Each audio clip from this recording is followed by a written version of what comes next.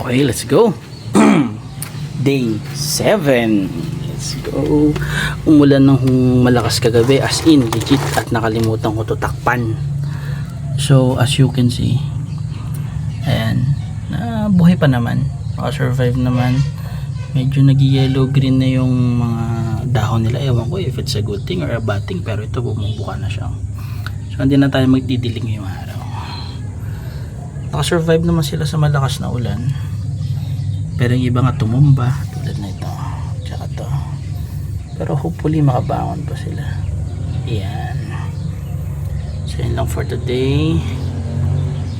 At wala, basa eh.